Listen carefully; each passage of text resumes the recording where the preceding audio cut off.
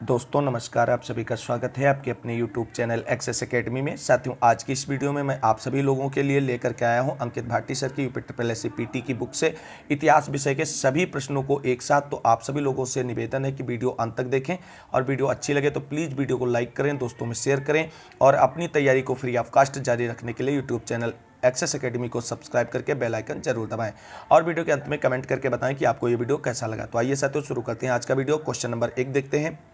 भारत में शासन करने वाले दिए गए शासकों का कालक्रम अनुसार सही क्रम क्या होगा? शेरशाह सूरी, अकबर, अलाउद्दीन खिलजी और इल्तुतमिश। तो साथियों इसका सही कालक्रम लगाना है। तो साथियों जैसा कि आप सभी लोग जानते हैं इल्तुतमिश इसमें सबसे पहले आएंगे, क्योंकि ये दिल्ली सल्तनत में कुतुबुद्दीन ऐबक के बाद दूसरे नंबर के शासक थे। तो 4 नंबर पहला आएगा और उसके बाद अलाउद्दीन खिलजी आएगा और उसके बाद शेरशाह सूरी आएगा और उसके बाद में अकबर आएगा। तो इस प्रश्न का राइट आंसर ऑप्शन बी हो जाएगा। चौथा, तीसरा और पहला और दूसरा। देखते हैं क्वेश्चन नंबर 2। निम्न में से कौन से संत शिवाजी के समकालीन थे? तो साथियों इस प्रश्न का राइट आंसर हो जाएगा ऑप्शन नंबर ए, तुकाराम। क्वेश्चन नंबर 3 है, बंगाल के प्रथम गवर्नर जनरल कौन थे? तो साथियों इस प्रश्न के लिए राइट आंसर होने वाला है option number B, Lord Warren Hastings. Question number 4 है, चरक संहिता संबंधित है? तो साथियों इस प्रश्न का राइट आंसर ऑप्शन बी हो जाएगा, चिकित्सा से संबंधित है। अब आगे देखते हैं क्वेश्चन नंबर 5 है, निम्न में से कौन सा जोड़ा सही नहीं सुमेलित है? तो साथियों इस प्रश्न के लिए राइट आंसर हो जाएगा आपका ऑप्शन नंबर डी, AD 1709 ईस्वी औरंगजेब की मृत्यु। ये ऑप्शन सही नहीं इसमें मिला है, बाकी सभी सही मिले हुए हैं। आगे देखते हैं क्वेश्चन नंबर 6, निम्नलिखित किस क्रम में भारत आए? Thomas Roe, Faxian, Hiuen Tsang. इनके भारत आने के सही क्रम को व्यवस्थित करना है। तो साथियों इस प्रश्न का राइट आंसर हो जाएगा ऑप्शन नंबर सी, पहले फायान आया है, फिर ह्वेनसांग आया है और उसके बाद में टॉमस रो आया है। क्वेश्चन नंबर 7 है, सिराज उद दौला किस युद्ध में अंग्रेजों से पराजित हुआ था? तो साथियों इस प्रश्न का राइट आंसर ऑप्शन बी है, प्लासी के युद्ध में। क्वेश्चन नंबर 8 है, इनमें से कौन हड़प नीति का कट्टर समर्थक था? तो साथियों इस प्रश्न का right answer option B, Lord Dalhousie है। क्वेश्चन नंबर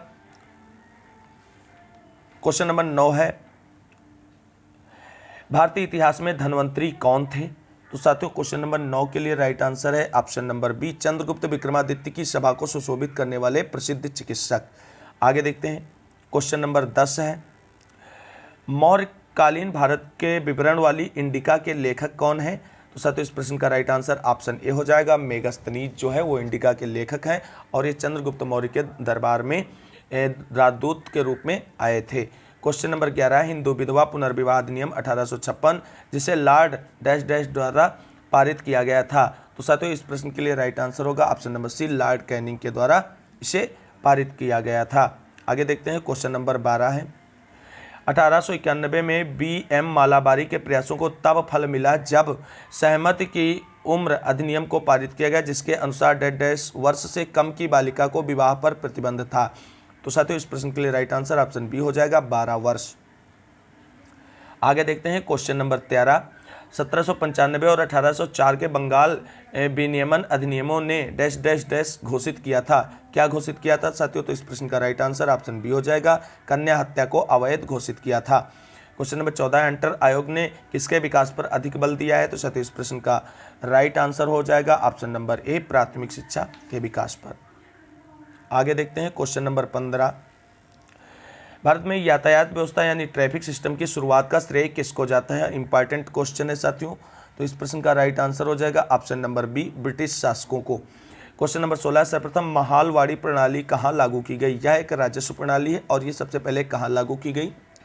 तो साथियों इस प्रश्न का राइट आंसर ऑप्शन बी हो जाएगा, उत्तर प्रदेश। क्वेश्चन नंबर 17 है, भारत के governor general Lord William Bentinck ने सती प्रथा को समाप्त करने हेतु किस वर्ष में कानून पारित किया था?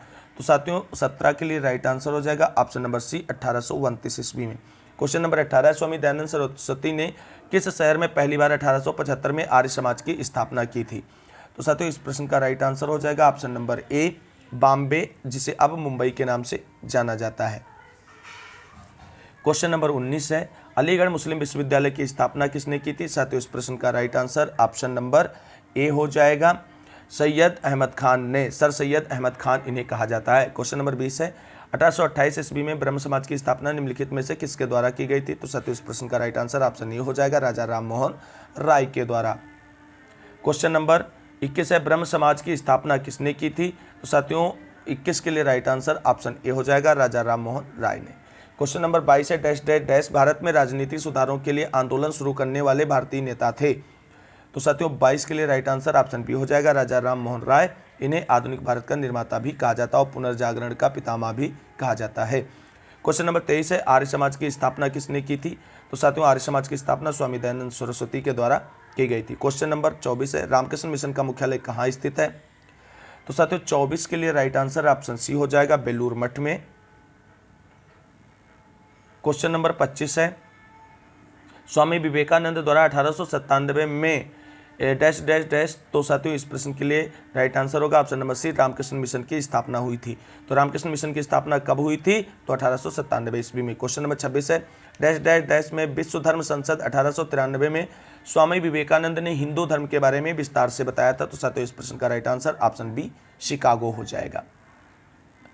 आगे देखते हैं क्वेश्चन नंबर 27 है हड़प्पा काल का इनमें से कौन सा नगर 3 भागों में विभाजित था? तो साथियों इस प्रश्न का राइट आंसर ऑप्शन डी हो जाएगा, धौलावीरा। ये 3 भागों में विभाजित था, बाकी सब ज्यादातर 2 भागों में विभाजित थे। क्वेश्चन नंबर 28 है मोहनजोदड़ो को शब्द का अर्थ क्या है? तो साथियों इस प्रश्न के लिए राइट आंसर हो जाएगा माउंट ऑफ द डेड, यानी मृतकों का टीला जिसे कहा जाता है। और मोहनजोदड़ो सिंधी भाषा का एक शब्द है। आगे देखते हैं क्वेश्चन नंबर 29 है सिंधु घाटी सभ्यता के बारे में इनमें से कौन सा कथन सत्य है?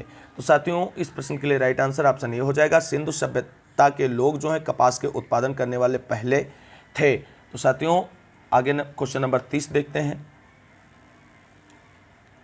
हड़प्पा सभ्यता के एक हिस्से लोथल की खुदाई की खोज किसने की थी? तो लोथल की खुदाई और खोज किसने की थी? साथियों इस प्रश्न के लिए राइट आंसर ऑप्शन सी हो जाएगा, एसआर राव के द्वारा की गई थी।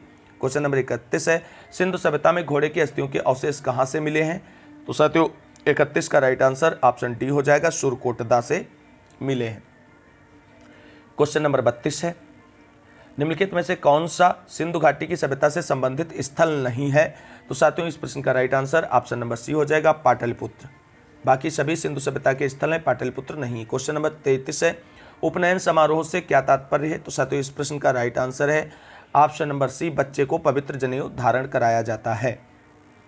क्वेश्चन नंबर 34 है सत्यमेव जयते महाकाव्य कहाँ से उद्धृत है? महावाक्य कहाँ से उद्धृत है? तो साथियों ये मुंडक उपनिषद से है और इसे कभी कभी आपस में संधि करके मुंडकोपनिषद लिख दिया जाता है, तो वो भी आंसर सही होगा। क्वेश्चन नंबर 35 है वेदों के गद्य प्रकरण क्या कहलाते हैं? तो साथियों 35 के लिए राइट आंसर होगा ऑप्शन नंबर बी, ब्राह्मण ग्रंथ कहलाते हैं। क्वेश्चन नंबर 36 है निम्नलिखित में से कौन सा ज्ञान के सिद्धांत पर बल देता है? तो साथियों इस प्रश्न के लिए राइट आंसर होगा ऑप्शन नंबर डी, उपनिषद। क्वेश्चन नंबर 37 है ऋग्वेद में निम्नलिखित में से किस देवता की सर्वाधिक महत्ता है? तो साथियों इस प्रश्न का राइट आंसर ऑप्शन बी हो जाएगा, इंद्र, और 250 ऋचाएं इनके स्तुति में लिखी गई हैं। क्वेश्चन नंबर 38 है बहुत सरल क्वेश्चन है, प्राचीनतम वेद कौन सा है? तो साथियों इस प्रश्न का राइट आंसर ऑप्शन ए हो जाएगा, ऋग्वेद। और आप सभी लोग जानते हैं ऋग्वेद, यजुर्वेद और सामवेद के सम्मिलित रूप को वेद त्रयी कहा जाता है, यानी वेद त्रयी में अथर्ववेद शामिल नहीं होता है। क्वेश्चन नंबर 39 है निम्नलिखित में से किस भारतीय पुरातन ग्रंथ में अपराध और अपराधी का जिक्र आता है? तो साथियों 39 के लिए राइट आंसर आपका हो जाएगा ऑप्शन नंबर डी, उपयुक्त सभी, यानी अर्थशास्त्र, मनुस्मृति, न्याय मीमांसा, इन सभी में अपराध और अपराधी का जिक्र किया गया है। क्वेश्चन नंबर 40 है मनुष्य का जीवन सर्वोत्तम ध्येय है कैवल्य, जिसका अर्थ है, यानी कैवल्य का अर्थ क्या है? तो 40 के लिए राइट आंसर हो जाएगा ऑप्शन नंबर सी, इच्छाओं पर विजय प्राप्त करना। क्वेश्चन नंबर 41 है जैन धर्म के 24वें और अंतिम तीर्थंकर कौन थे? तो साथियों महावीर स्वामी थे। क्वेश्चन नंबर 42 पहले जैन तीर्थंकर कौन थे? तो साथियों इस प्रश्न का right answer option B, Rishabhanath थे। क्वेश्चन नंबर 43 है जैन धर्म में 3 रत्न यानी त्रिरत्न दिए जाते हैं और उन्हें निर्वाण का मार्ग कहा जाता है, वह क्या है? तो साथियों 43 के लिए राइट आंसर होने वाला है ऑप्शन नंबर डी, सही विश्वास, सही ज्ञान और सही आचरण। क्वेश्चन नंबर 44 है अशोक का सिंह चतुर्मुख स्तंभ शीर्ष डैश डैश डैश में एक स्तंभ पर था, यानी ये कहाँ पाया गया है? तो 44 के लिए राइट आंसर होगा ऑप्शन नंबर डी सारनाथ। आगे देखते हैं क्वेश्चन नंबर 45 है, अशोक के प्रधान शिलालेखों में सबसे बड़ा शिलालेख कौन सा है? तो साथियों इस प्रश्न का राइट आंसर हो जाएगा ऑप्शन नंबर सी 13वां शिलालेख। क्वेश्चन नंबर 46 है, अशोक के आक्रमण के दौरान कलिंग यानी पूर्वी प्रांत की राजधानी कौन सी थी?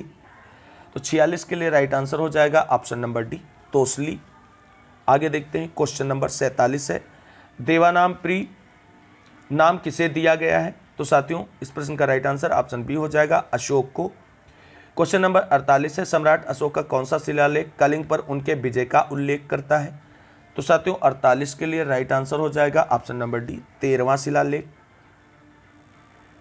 क्वेश्चन नंबर 49 है, अशोक के कौन से शिलालेख में ब्राह्मी लिपि का प्रयोग नहीं किया गया था?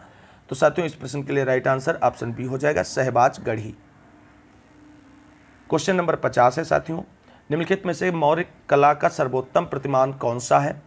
तो साथियों इस प्रश्न के लिए राइट आंसर होगा ऑप्शन नंबर ए स्तंभ। क्वेश्चन नंबर 51 है, निम्नलिखित में से कौन सा अशोक के साम्राज्य अधीन नहीं था? तो साथियों इस प्रश्न के लिए राइट आंसर होगा ऑप्शन नंबर डी कामरूप। आगे देखते हैं क्वेश्चन नंबर 52 है, बृहद सांची स्तूप किस काल से संबंधित है? तो साथियों इस प्रश्न का राइट आंसर हो जाएगा ऑप्शन नंबर डी मौर्य काल से संबंधित है। और क्वेश्चन नंबर 53 है, खगोलविद वराह मिहिर और कवि कालिदास किसके दरबार का हिस्सा थे? तो साथियों इस प्रश्न के लिए राइट आंसर होगा ऑप्शन नंबर ए विक्रमादित्य, जिनका पूरा नाम चंद्रगुप्त विक्रमादित्य था। क्वेश्चन नंबर 54 है, विक्रम संवत का प्रारंभ हुआ था, इंपॉर्टेंट क्वेश्चन और पूछा गया क्वेश्चन है। तो इस प्रश्न का राइट आंसर हो जाएगा ऑप्शन नंबर ए 57 ईसा पूर्व। और 78 ईस्वी में शक संवत शुरू हुआ था। क्वेश्चन नंबर 55 है, हर्षवर्धन ने 5 इंडीज को अपने नियंत्रण में लिया, इनमें से कौन सा 5 इंडीज था? तो साथियों 55 के लिए राइट आंसर आपका हो जाएगा option number B Punjab, Kannauj, Bengal, Bihar और उड़ीसा। आगे देखते हैं क्वेश्चन नंबर 56 है, वह स्थल जहां हर्षवर्धन ने बौद्ध महासम्मेलन का आयोजन किया था? तो साथियों इस प्रश्न का राइट आंसर ऑप्शन बी हो जाएगा प्रयागराज। क्वेश्चन नंबर 57 है, शतपथ ब्राह्मण और तैत्रीय ब्राह्मण डैश डैश डैश के ब्राह्मण मूल पाठ हैं। तो 57 के लिए right answer option number D हो जाएगा यजुर्वेद। आगे देखते हैं क्वेश्चन नंबर 58 है, ऋग्वेद में निहित गायत्री मंत्र किस देवता को समर्पित है? तो साथियों इस प्रश्न का राइट आंसर ऑप्शन डी हो जाएगा सावित्री को समर्पित है। क्वेश्चन नंबर 59 है, सर्वाधिक प्राचीन पुराण कौन सा है? तो साथियों इस प्रश्न के लिए राइट आंसर हो जाएगा ऑप्शन नंबर ए मत्स्य पुराण। आगे देखते हैं क्वेश्चन नंबर 60, निम्न में से कौन सा उपवेद नहीं है? तो साथियों इस प्रश्न के लिए राइट आंसर ऑप्शन डी हो जाएगा योग वेद। क्वेश्चन नंबर 61 है, वैदिक देवता इंद्र किसके देवता थे? तो साथियों 61 के लिए राइट आंसर हो जाएगा ऑप्शन नंबर सी वर्षायोम चक्रवात के। आगे देखते हैं क्वेश्चन नंबर 62 है, गौतम बुद्ध ने डैश डैश डैश में चक्कपवत्तन सूत्र यानी धर्मचक्र प्रवर्तन सूत्र का उपदेश दिया था? तो साथियों इस प्रश्न का राइट आंसर होगा option number D Sarnath. Question number 63 है, उस स्थान का नाम बताएं जहां बौद्धों की मान्यता के अनुसार गौतम बुद्ध ने अपनी मृत्यु के बाद परिनिर्वाण प्राप्त किया था? तो 63 के लिए राइट आंसर होगा ऑप्शन नंबर बी कुशीनगर। आगे देखते हैं क्वेश्चन नंबर 64 है, पाली में बौद्ध ग्रंथों को आमतौर पर त्रिपिटक यानी 3 फोल्ड बास्केट कहा जाता है, इनमें से कौन सा त्रिपिटकों में से नहीं है? तो साथियों इस प्रश्न के लिए राइट आंसर होगा ऑप्शन नंबर सी उपासका पिटक। क्वेश्चन नंबर 65 है, त्रिपिटक निम्नलिखित में से किससे संबंधित है? तो साथियों इस प्रश्न का राइट आंसर ऑप्शन बी हो जाएगा बौद्धों से संबंधित है। क्वेश्चन नंबर 66 है, भगवान बुद्ध की 200 फीट ऊंची कांस्य प्रतिमा स्थापित करने का निर्णय लिया गया है, कहाँ स्थापित की जाएगी? तो इस प्रश्न का राइट आंसर ऑप्शन ए हो जाएगा कुशीनगर में। क्वेश्चन नंबर 67 है, बुद्ध को महापरिनिर्वाण कहाँ प्राप्त हुआ था? तो साथियों इस प्रश्न का राइट आंसर ऑप्शन बी हो जाएगा कुशीनगर में। क्वेश्चन नंबर 66 है, किस स्मारक में गौतम बुद्ध ने दुनिया के लिए बौद्ध धर्म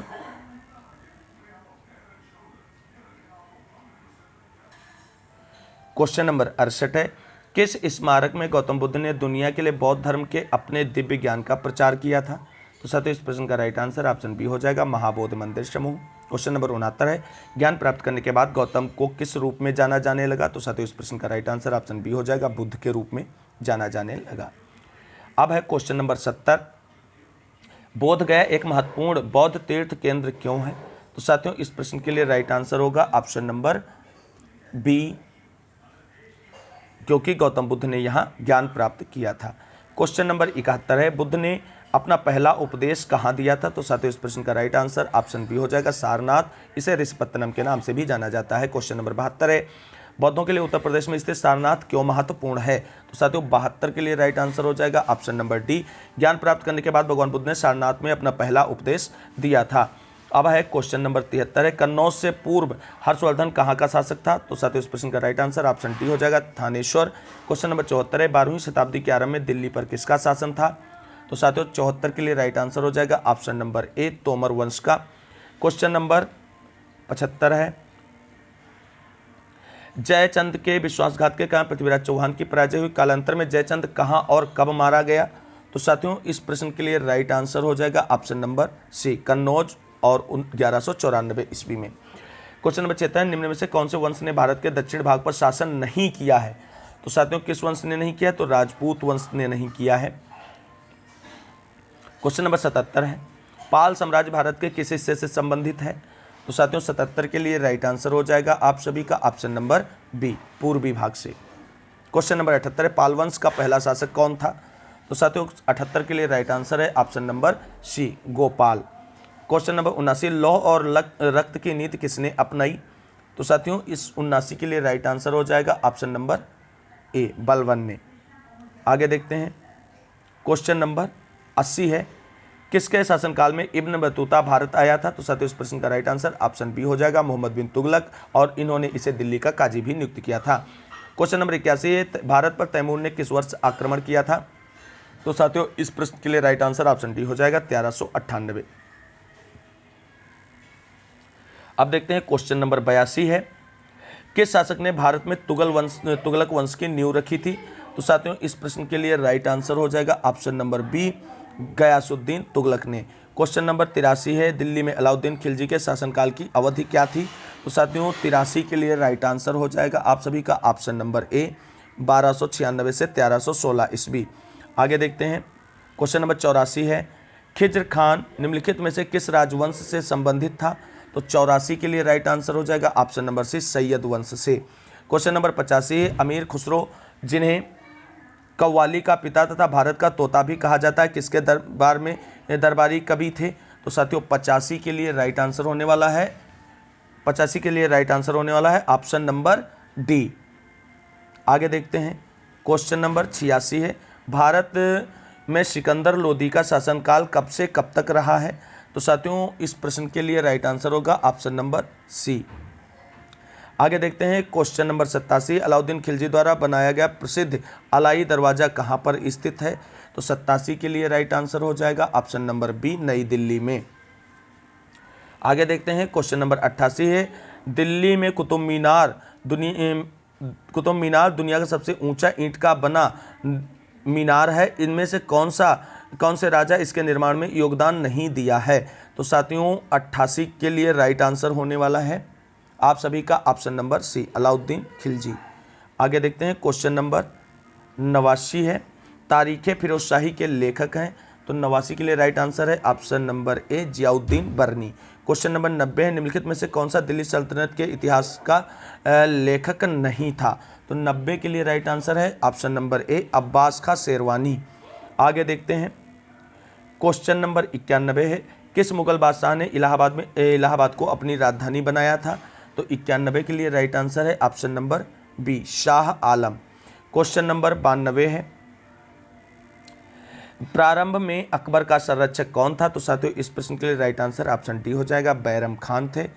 आगे देखते हैं क्वेश्चन नंबर 93, हुमायूं की दुर्घटना से आकस्मिक मृत्यु के उपरांत उनके बेटे अकबर को कहाँ मुगल सिंहासन पर बैठाया गया था? तो साथियों इस प्रश्न का right answer option C, Kalanaur है।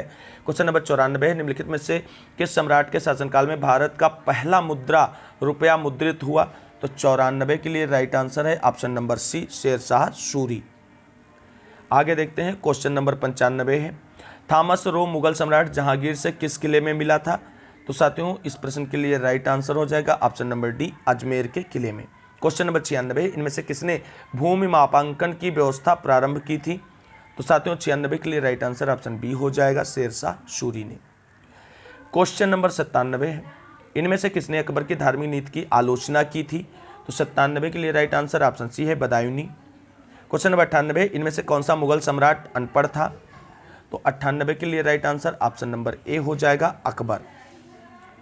क्वेश्चन नंबर 99 है, मुगल काल में पुलिस बल के मुखिया को क्या कहा जाता था? तो साथियों 99 के लिए राइट आंसर हो जाएगा ऑप्शन नंबर डी, कोतवाल।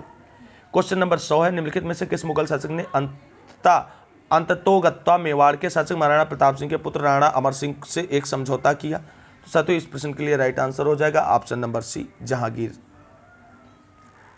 क्वेश्चन नंबर 101 है, जलालुद्दीन मोहम्मद किस नाम से प्रसिद्ध था? तो 101 के लिए राइट आंसर ऑप्शन बी हो जाएगा, अकबर। क्वेश्चन नंबर 102 है, ताजमहल के सुलेखक यानी कैलीग्राफर डैश डैश ने 1648 ईस्वी में इसकी रचना की और पूरा किया? तो साथियों इस प्रश्न के लिए राइट आंसर हो जाएगा ऑप्शन नंबर सी, अमानत खान सिराजी। आगे देखते हैं।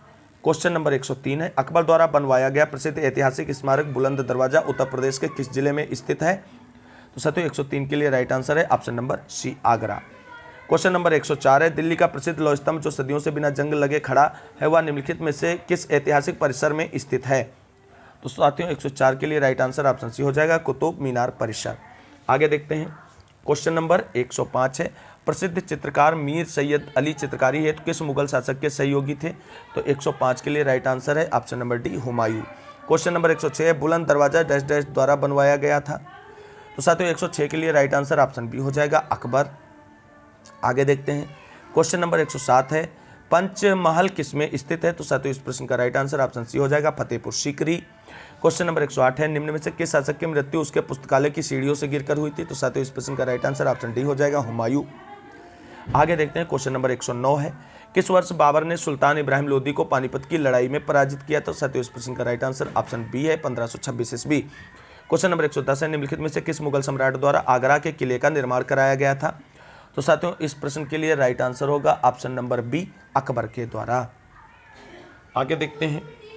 क्वेश्चन नंबर 111 है, मुगल शासन के दौरान एक कोतवाल की सही भूमिका क्या थी? तो साथियों 111 का राइट आंसर है ऑप्शन नंबर डी, कानून और व्यवस्था बनाए रखना। क्वेश्चन नंबर 112 है, बिहार राज्य के सासाराम शहर में निम्नलिखित में से किस प्राचीन सम्राट का मकबरा स्थित है? तो साथियों इस प्रश्न का राइट आंसर ऑप्शन सी हो जाएगा, शेरशाह सूरी का।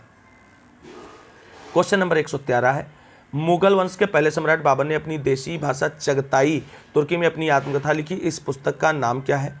तो 113 के लिए राइट आंसर होने वाला है option number B, Baburnama. Question number 114, Bharat में जहांगीर का शासनकाल क्या था?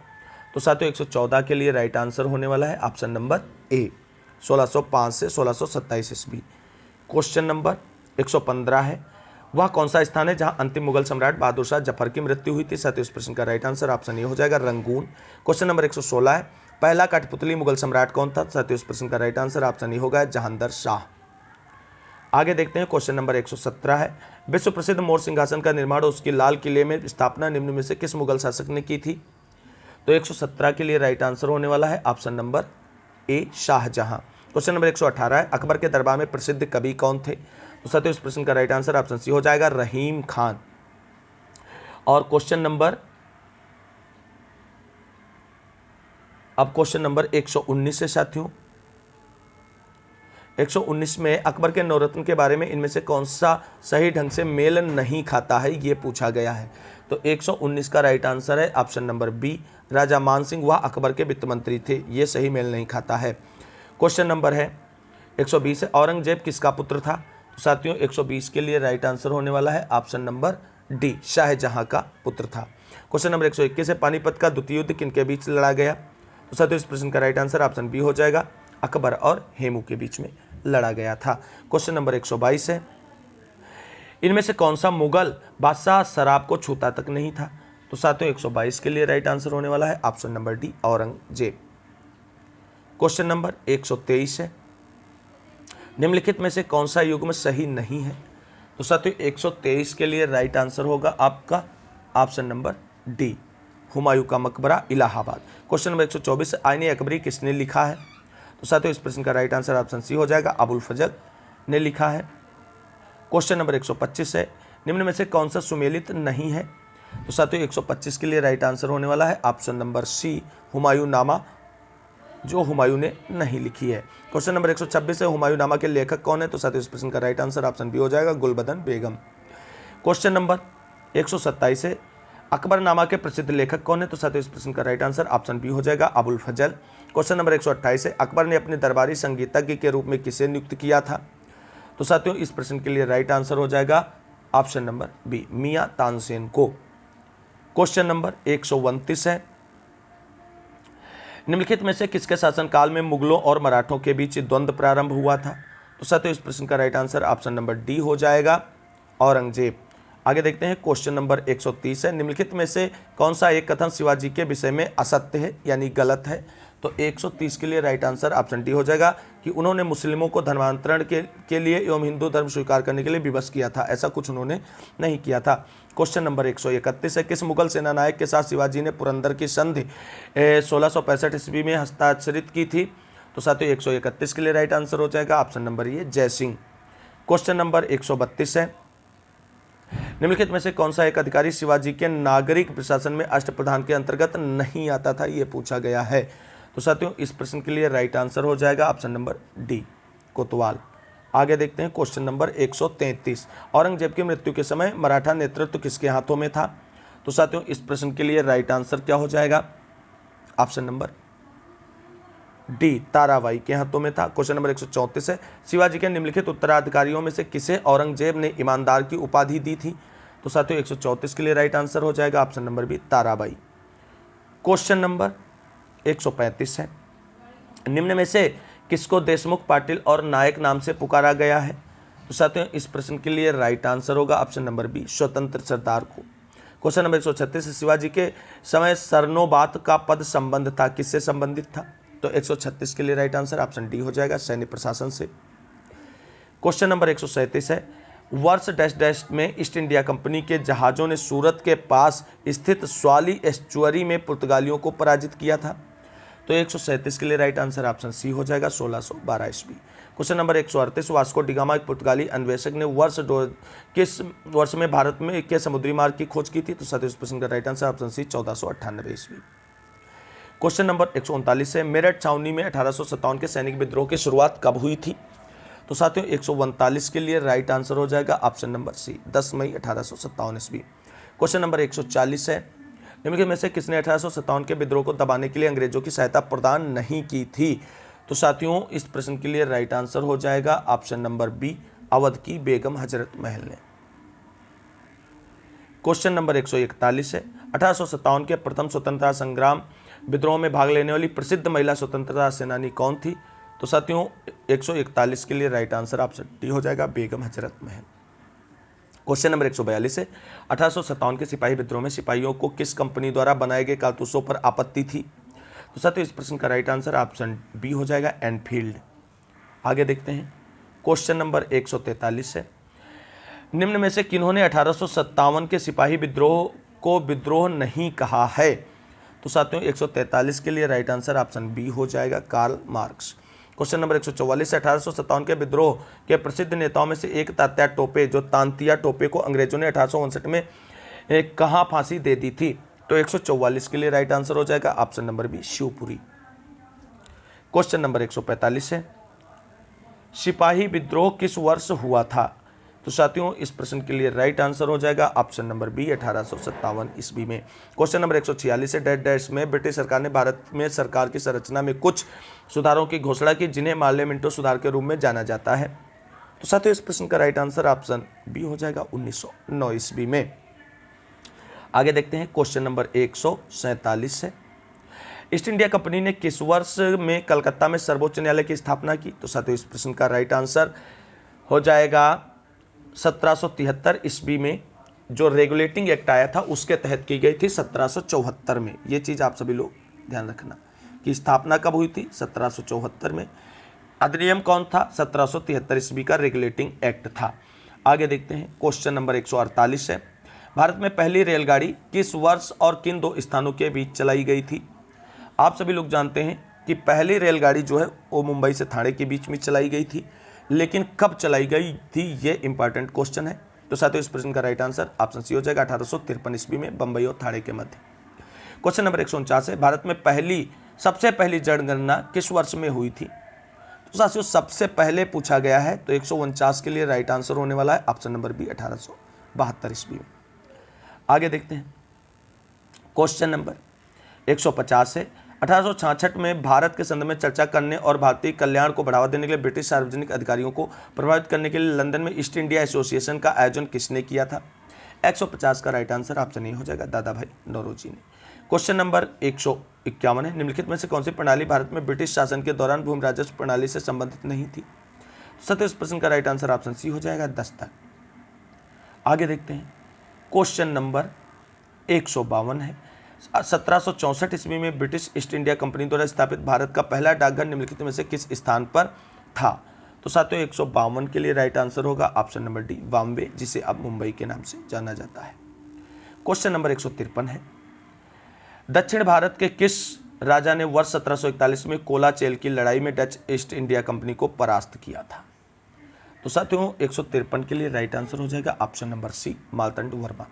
साथियों आप सभी को अगर ये वीडियो अच्छा लग रहा है तो प्लीज़ वीडियो को लाइक करें, दोस्तों में शेयर करें, और जितने भाई बहन चैनल पर पहली बार आए हैं उनसे निवेदन है कि प्लीज़ चैनल को सब्सक्राइब करके बेल आइकन जरूर दबा लें, जिससे आने वाली सभी प्रतियोगी परीक्षाओं की तैयारी आप फ्री ऑफ कॉस्ट कर सकें। और इस वीडियो की PDF का प्राप्त करने के लिए डिस्क्रिप्शन में दिए गए टेलीग्राम चैनल पर जाकर के वहाँ से इसे डाउनलोड करके पढ़ सकते हैं। और एक इंपॉर्टेंट सूचना है साथियों, लेटेस्ट 6 महीने की करंट अफेयर्स की PDF टेलीग्राम चैनल पे अपलोड कर दी गई, आप सभी लोग वहाँ से उसे डाउनलोड करके पढ़ लीजिए। इंपॉर्टेंट क्वेश्चंस को ही इसमें इंक्लूड किया गया है, तो आप सभी को अनावश्यक परेशान होने की ज़रूरत नहीं है।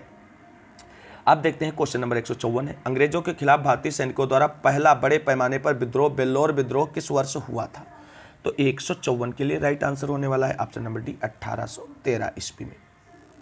क्वेश्चन नंबर 155 है, किस वर्ष में ईस्ट इंडिया कंपनी ने रणजीत सिंह के साथ अमृतसर की पहली संधि पर हस्ताक्षर किए थे? तो 155 का राइट आंसर ऑप्शन डी हो जाएगा 1809 ईस्वी में। क्वेश्चन नंबर 156 है, बक्सर के युद्ध के बाद ईस्ट इंडिया कंपनी मुगल सम्राट को प्रतिवर्ष डैश डैश का भुगतान करने के लिए सहमत हुई?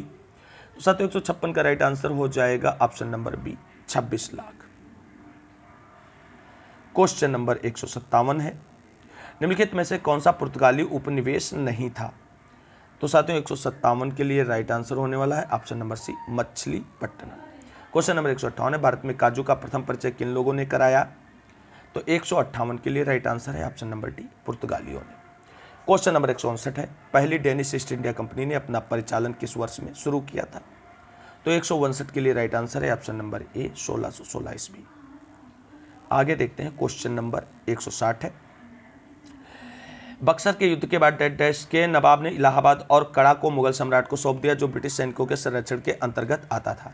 साथियों 160 के लिए राइट आंसर ऑप्शन डी हो जाएगा अवध।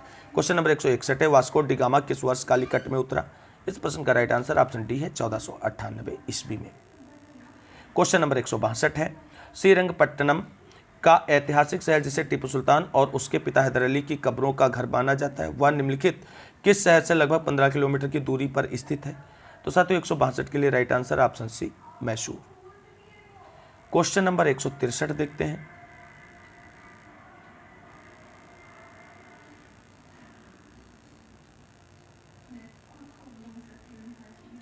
क्वेश्चन नंबर 163 है, टीपू सुल्तान कहाँ का शासक था? तो साथियों 163 के लिए राइट आंसर ऑप्शन सी हो जाएगा मैसूर का शासक था। क्वेश्चन नंबर 164 है, ब्रिटिश शासन को भारत से उखाड़ फेंकने के लिए इनमें से किसने फ्रांसीसियों की मदद की थी? तो साथियों 164 के लिए राइट आंसर है option number D Tipu Sultan. Question number 165 है, श्रीरंगपट्टनम की लड़ाई में अंग्रेजों ने किसे पराजित किया था?